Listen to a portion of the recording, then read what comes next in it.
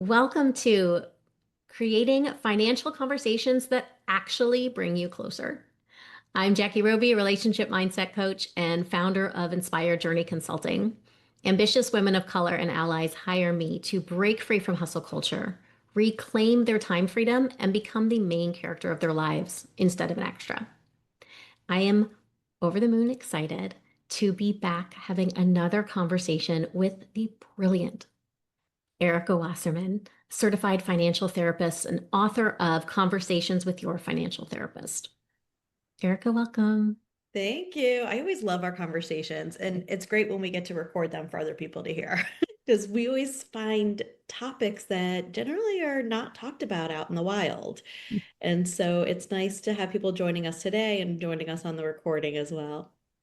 Absolutely. Now, one of the things that I've learned from you is really how emotional money is. Can you talk a little bit about that? Yeah, it's interesting. They did a Harvard study, Daniel Kahneman, and 90% of our financial decisions are emotional. 10% is logical. And I joke, I have teenage daughters. So yes, go shopping with them. 90% emotional. The other 10% is logically what we need. But this comes into when you're deciding to buy a house.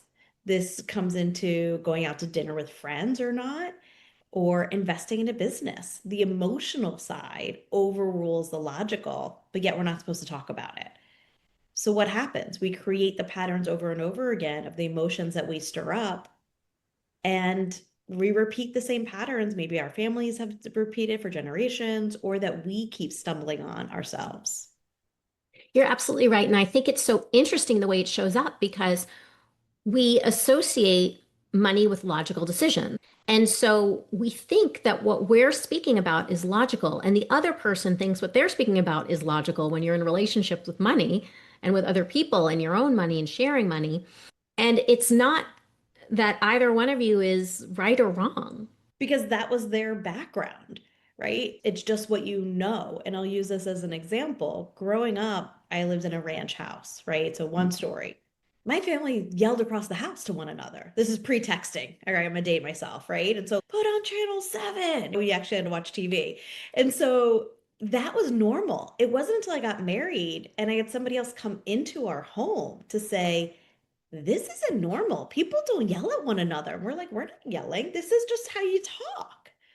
It's the same with our relationship with money. We don't know what other people are doing behind closed doors until we invite somebody in. And then when we do, we feel judged. And then you start looking at it. Oh, maybe we could do this differently. Maybe we could walk and say hi to somebody and then tell them what channel to turn the TV on. And if you don't know, you don't know. And that's what happens with money. And we just don't know what we're doing, as most people are not educated in school. And it's not talked about kindly or in a positive way at home.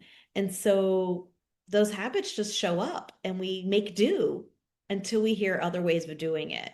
And that's what I love what I do, because I help open eyes for people to see things differently. Absolutely. And one of the things you mentioned was how we feel judged. And that's something that comes up so naturally for all of us. It's actually within each person. You have this main character of a judge in your head, and they are judging yourself, judging others, judging circumstances. And we don't recognize that's actually hurting us. We're using it to rule our lives. And that's what gets in the way of having healthy discussions and getting through conflict and even just navigating your own negative noise around something is it all feels true, but it's actually a lie. So we need to be able to calm ourselves to get into a space so that we can open and have these chats. How do you suggest people calm themselves in that situation? I know what I do, but I'd love to hear what you do. Yeah. So I have a variety of things that I do depending on where you are and what your comfort level is. One of the things, really simply, is just pause and take 3 deep breaths. We forget to do this, but when you have something that triggers an emotional state for you, I try to be really mindful with my words, and trigger is not my favorite for this scenario, but I think you understand what I'm saying. That's your reminder to pause and breathe. I have a 17-year-old bonus daughter, and for about a year, she was my reminder to pause and breathe. I got a few of those running around my house. So yeah. When you create that consistent practice, it helps it so that you've got quicker recovery later. Another thing is tense and release of muscles. And it can really be as simple as even just spreading your fingers really wide or squeezing your fists just for 10 seconds at a time, noticing it, releasing, noticing the difference. And you could do that under the dinner table. So I don't know why in this conversation, what I'm thinking about is for anybody out there, we've had the situation where you go out to dinner and you look around the dinner table and everybody's looking at you to pay. And it doesn't maybe feel good. And sometimes you could be sitting at that same dinner table with different people and it feels great. You want to be the first one to pick up that bill. But the emotions are stirring. So what you're saying in those situations is take the breath, reframe, use the stress release in those conversations. What Yeah. I suggest to people is at night, if you're tossing and turning, before you go to bed, write all of those things that are coming up. What doesn't feel good? A lot of the times it's the storytelling that we talk about. We were just talking about judgment, right? So why am I feeling judged about this? How am I being judged? Or what's the messaging that's coming through? And then write a T or F next to it. If it's true, all right, that's something let's dig and work on later. If it's false, move it to a page in the back and put that story away. Because a lot of that stuff that we hear is false. The judgment that we think that other people are putting on us is really our self story. So much yes. I love that. And that's part of one of the ways that I work with my clients too is it's around articulating your feelings, getting the nonsense out of your head. And like you said, trying to figure out, is this true or is this false? Is this a fact or is it a story that we're telling ourselves? And most of the time it is a story because 80% of our thoughts are negative. Ooh, And say so, that again. yeah, 80% of our thoughts are negative. Interesting. So we need to create that change, and we can create the change to quiet the noise that's happening so that allow us to connect to deeper, wiser decisions when it comes to money, when it comes to conversations with other people about money. When you mentioned that dinner table scenario, oh my gosh, I was taken back to my 20s and I had what I got from my dad, I like to call Santa Claus syndrome. What's that? I'll pay. Why? Why was I paying? There were people at the table who made more money than me, or everybody was capable of paying. Why did I feel like it was my job to pay? But all of a sudden, I'm paying for everybody. And of course, don't you know it, there was a time where I couldn't pay my rent because I'd been paying for everybody for years. And had I had the tools to create that change within me, it could have been different. So, Erica, I have your book and I'm such a fan. I love it so much. And as I'm reading through it, it's beautifully written. It takes you on this journey really through life of all these financial scenarios that you're come across, whether on your own or with others. And I thought, gosh, I could have used this. And it's amazing for today and the evolution of how you figure it out. And I will say is so much of what my husband and I have figured out has been my work and trial and error. This would have been great. And it still is to take us to that next level. And what I love, or one of the things I love, is really your money mindset formula. Can you walk us through how it works? Yeah, so I'm an avid reader and I'm also an action person. And so when Wiley Publishing came to me to say, Erica, will you please write a book on the topic of financial therapy? I was like, okay, I love a good invitation. Let's do this. But then how am I going to do this? How am I going to put everything into one book? Right? There's so many situations that you cover and you go through in life. And so that's why I decided to create the characters. So it's 7 characters that go through different life transitions. So we start with Madison at 19, who gets a nail in her tire, and the guy at the tire dealerships, don't worry. And what do you know? He just slides over the credit card and says, don't worry, we'll throw in free tire rotation. And all of a sudden, she's in credit card debt. And it takes you through all the different life transitions. But then as I'm working with my clients, I wanted to give the book the same type of repeatable framework that these conversations could be used at any life stage at 19 or at 90 when Gabe has to talk to his parents about estate planning, right? And everything in between for merging money and separating money, bonus children, all of these conversations. So the money mindset method takes the word money, 5 letters, and it takes you through a framework. And the first one, which is the most important, is make the conversation comfortable. So that's the M. What does that mean? Okay. We've all done it. You send a text in the middle of the workday. Hey, did you pay the bill? Oh, can you Venmo me this? You're not making the conversation comfortable, especially if it's for a topic that you guys are fighting over. And so the first thing I want you to think about when you're ready to have a financial conversation is when was the last time this person and I, my boss, my parents, my sibling, my kids, that it was a productive conversation? Was it in the morning? Less decision fatigue? Was it in the afternoon after lunch when they're not hungry? Is it in the room where it's really cold? Generally not. Or if they're rushing out the door for a sport, let's say the Sunday morning, your husband's running out to go play golf. It's not the time of, did you send me the tax information? He's not going to stop and come back in and say, oh, yes, honey, let's sit down together and do the taxes. So the first thing of M is make the conversation comfortable so that you're setting yourself up for success. Your tone of voice, your time of day, and the temperature is all important. And then I'll give you one more, which is one question at a time, which is the O. This is not the time to boil the pot, to throw in 3 years ago, you owed me money for this, and your brother never paid us back. That's not going to be helpful if you're talking about how to pay for your kids' travel soccer. Focus on one question at a time and nurture the shared goal. Why is that important to the people that are having the conversation? One, two, six of you. It doesn't matter who's in the room, but why is this one conversation important to all of you? And if it's not going to be resolved. Then we go to E, which is evaluate practical solutions. This is my favorite part. This is brainstorm, set a timer, and everybody get a sheet of paper and just brainstorm. What resources can we use? How do we think outside the box? Go to ChatGPT. Give me 6 ways to solve this problem. And then the last one is why. Very important. It's saying yes to compassion. Compassion for yourself. This might be the first time you're having this conversation.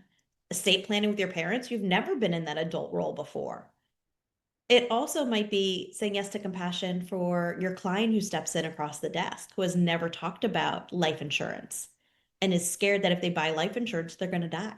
So having compassion for the people in your room, virtually or physically, is important as well to have productive conversations. So that's the 5 framework to a productive conversation using the money mindset method.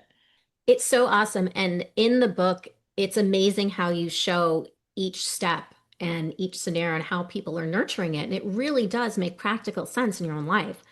I will say my husband and I have been doing money dates for years.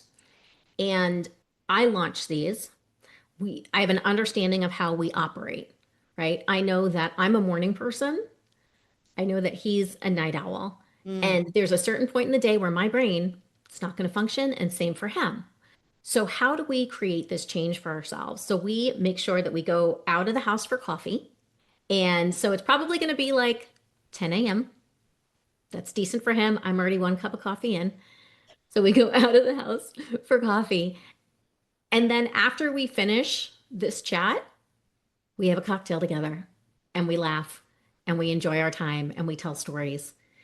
So, that way, it always has a joy and something to look forward to in addition to all the things that might be difficult in that moment. I love that. I love that you also said that like we laugh because we all make money mistakes.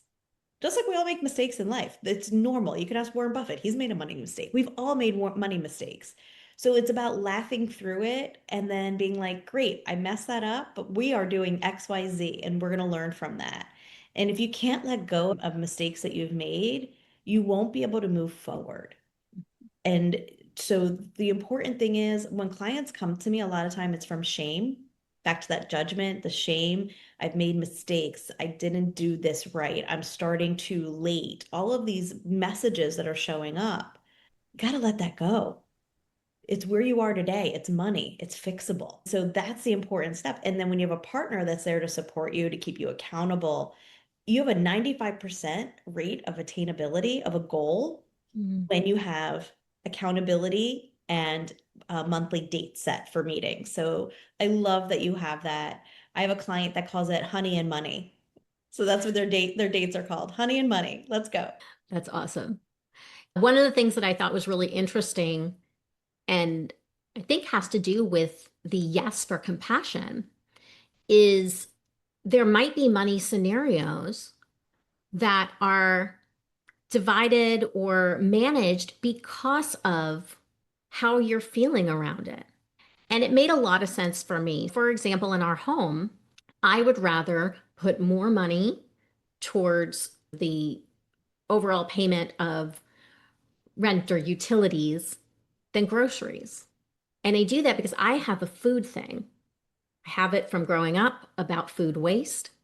I know it becomes something every time I look at the grocery list. I know that I look at ways to cut it down. I'm figuring out how everyone's eating something different. I don't understand. It drives me batty. There is too much charge there for me to feel good in that space. But the That's based on utilities, your background and experience. exactly. And Utilities, unless your cool. partner understands that, resentment builds. Exactly. So I had the flip. I had a client who paid more in groceries. She grew up, as she calls it, in a beige house. So pasta, rice, beans, if it wasn't white, it really wasn't in their cupboard. And so for her, it was red peppers and fresh orange juice and the honey jam that was extra. And it drove her partner crazy because they had waste in the fridge, right? In his eyes, it was our fridge is full of food and we spend way too much on groceries. For her, it was a sign of wealth. Every time she opened up the fridge, it meant that she had made it. And it shows up differently for everybody. For somebody else, it might be a boat, it might be a bigger home. For her, it was yellow peppers from the fridge. I feel that for me and my sisters, food is safety. If the fridge is full, we're safe. And Well, that just that's gave me huge. chills, but it's Yeah. so true. And my husband, it's the car. He has a nice car. He loves his car. And I've always given him a bit of hell about it. And one week where we were given a rental, and I could see his entire being change. He didn't want to go out, he didn't want to leave the house. Like it was visceral. And I went, okay, I get it now. I see It's part you. of his self-worth. Yeah. So we're going to honor that. Yeah. And it's fine if you're within your framework. And that's often the mindset shift. So if it's for you, the car payment is worth spending money on, but going out to dinner isn't, and you're within your framework, you're fine. It's when we start overspending and we don't communicate to your partner likes to go out to eat and you like the car, and all of a sudden you're at 150% spend and you're going into debt because you're not communicating on what your values are. And once you start communicating, and that's why I love storytelling so much, and that's why it's important when you partner up romantically, but also in business as well. For those of us that have business partners, if you guys don't see eye to eye on how to spend your money and save your money and invest, it's going to lead to a broken partnership, romantically or in your business. So take the time to ask those conversations and the storytelling of what is important to you. If you had to value 5 things on spending, what is the most important and why? The why is what carries over. It's interesting. I would say I find so much of my clients are recovering people pleasers, this feeling of constant giving. And so the shame is real, the judgment is real, and the fear of saying no or not having the answer often comes up. So, one of the things that we do is we spend a lot of time, I would say, in the M phase of preparation so that when you go into that space, your nervous system is regulated. You are saying kind things to yourself because when you're in the moment, that's when it can feel really overwhelming. So you lead up to it, and maybe you've got anxiety about having this conversation in the first place.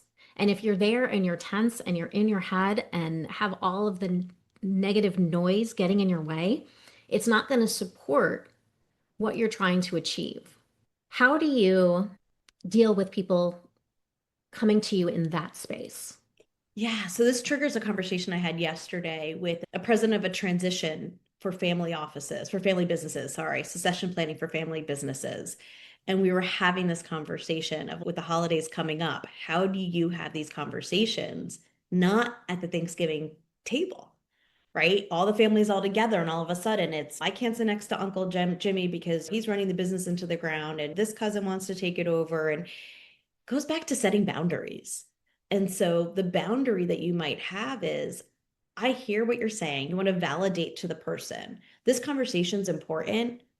Can we schedule it for Tuesday at 10 o'clock? Oh, next Saturday is when I have time for us to go out for a cup of coffee and really sit down and have the conversation. So you can prepare and not be put on the spot and or ruin the moment for the other people who are potentially are in that room talking about like the family Christmas. That's not the time. You might all be together, but that's not the time to bring up some of these sensitive conversations. So I would set some boundaries, and it's okay to say, I'm not ready right now. I would like to come back to this conversation. So just running away from it is not the answer. You need to come back and say, here's a time that does work for you. Let's get our phones out, let's calendar something because if it's important to you, it's important to me. So have that follow-up conversation with a time and date to do it, but don't feel like you have to be put on the spot to have a conversation that you're not prepared for. I love everything about that because it gives that space to get ready emotionally in your system, mentally prepared. If there's research or things that you want to bring to the table, you can do that. And But also don't let yourself spin out of control either. So that kind of goes back to what I was saying, like the what if scenarios. What if they say this? And what if she says that? And that's where those are false statements. Really stick to some facts or some brainstorming of solutions that you could possibly bring to the table versus worrying about the what ifs. 100%. And actually, one of the things that I like to do is let's turn the what if around. So Ooh, once you can get you give me an yourself, example of that? yeah, once you get yourself into that calm state of mind, right? Once you do a mindfulness practice, you get the noise out of your head, you write it all out, it's gone. Then what if we have the best time during this talk? What if they're Mm, excited to help with the problem that I'm having and I haven't been able to struggle with? What if we want to spend on the same things? What if we're both thinking this but haven't been able to talk about it before? What are the positive outcomes? Let's what if that? What possibility could be there for you? oh, I like that. Yeah, help to build the dream and put forward what you want to bring. 91.4% of the things we worry about don't come true. I'm sorry, say that again. 91.4. That's a very specific number. 91.4% of things we Okay. worry about don't come true. So we're wasting all this energy. Worrying is like fantasizing about something you don't want. So fantasize instead about something you do. Yeah, I like the way you just said that shift, right? Of that 20%. What if it's good? What if something better comes out of this? I like that. I got a good takeaway from this, Jackie. I hope Oh, you I'm did. glad. So much of what we're doing and in the work that I do is creating this calm so that you can build new neural pathways towards the part of your brain that accesses all the wisdom and possibilities and decision making that has ease. And that supports everything that you're doing with your clients. Very cool. I'm so grateful for all of you being here, Erica, for your brilliance as always. I Thank put a you for link in having the me. chat for all of you to have a free gift from me. It's the 3 stress myths that are keeping you exhausted and the simple fixes that actually work. Is there anything upcoming that you want them to know about? Upcoming is the book is out now, which is exciting. Conversations with Your Financial Therapist, Stories and Scripts to Grow Your Mindset. For anybody who's in New York, I'm presenting at the AARP on November 8th. It's open to the public. So if you're in New York City, come on by. So grateful for all of you once again and get conversations with your financial therapist. Start having those beautiful money talks because it will bring you closer.